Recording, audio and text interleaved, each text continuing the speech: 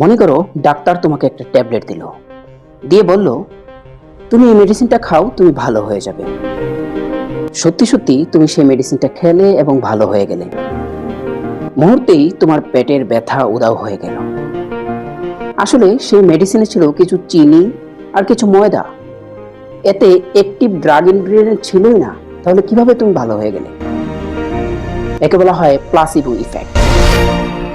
অর্থাৎ তোমার বিশ্বাস তোমাকে ভালো হতে সাহায্য করেছে।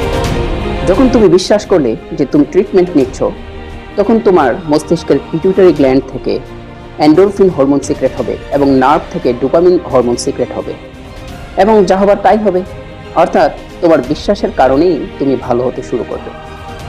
এই বিষয়টা নিয়ে সায়েন্টিস্টরাও খুব বেশি সারপ্রাইজড, এবং সে কারণে নতুন যখন কোনো মেডিসিন তৈরি হয় তখন তারা প্লাসিবো ইফেক্ট ট্রায়াল করে।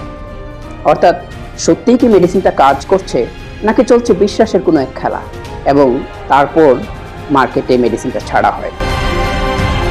তাহলে মনে রাখো, কখনো কখনো বিশ্বাস সবচেয়ে শক্তিশালী মেডিসিন।